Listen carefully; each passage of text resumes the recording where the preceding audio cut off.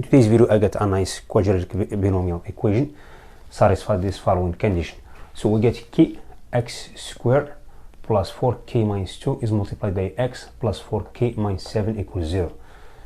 This equation accepts an integral root, which is verifying this equation. Okay, so the question we are going to determine the sum of all possible values of k. Okay, I think this problem is more simple to solve it. Just need a small trick, then we find the solution easily. This equation is going to be written on the form of the integer expression. Okay, by the way, don't forget to hit subscribe and support channel, like, comment and subscribe. Now let's get started. Since n is an integral root, so which means it's going to verify this equation. Okay, so we get the following: get k is multiplied by n squared plus 4k minus 2 factor n plus 4k minus 7, which equals 0. Okay, then we are going to pull out k in terms of n. So we get k is multiplied by n squared, so we get n squared here. This one is going to be multiplied by, then we get plus 4n. Then finally we get number 4 here. All of these terms are multiplied by k plus the extra term. The extra term, which is minus 2n minus 7. I'm going to take those numbers over the right side of this equation. So I get the following: get 2n plus number 7. Okay, so as you know, this is going to be written on the form of the quadratic binomial square, which is n plus 2 quadratic square is multiplied by k, which equals 2n plus number 7. So since n is an integer, this one is telling us n plus 2 divides 2n plus number 7. The form of the combination linear, so I get here 2n plus 7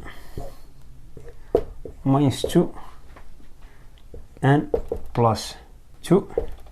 If I'm going to calculate this difference, I get 2n. I get 2n and minus 2n will be cancelled out. I will be left with 7 minus 4, which is 3. So what we have here, we have a combination linear of two integers equals the value of 3. Okay, what does this mean? Since we get n plus 2 divides this term, which means also n plus 2 divides this term, because it's written on the form of the same number, which means n plus 2 divides number 3 as well. Okay, so thus n plus 2 divides number 3. This one equivalent 3 over n plus 2 is an integer. Okay, so which means n plus 2 belongs to this set: minus 5 minus 3 minus 1 and 1.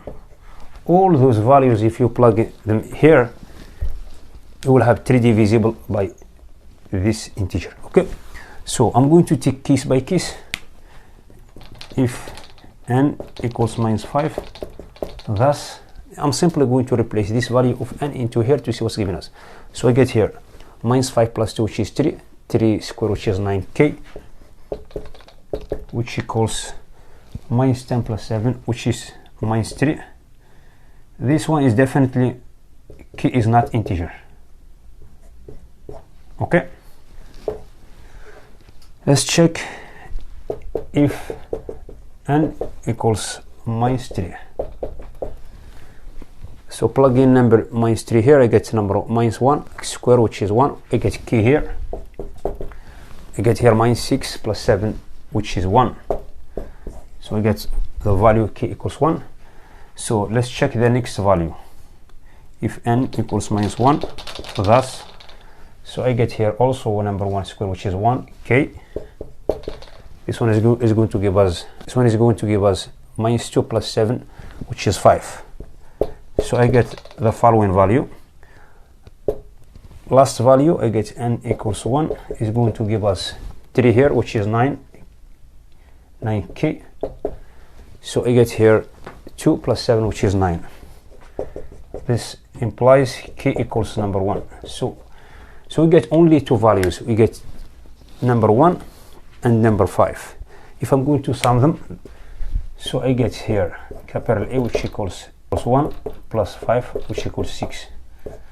So this is the sum of these passive values. K equals 6. So I have done this problem. Thank you for watching. I will see you next video. Bye.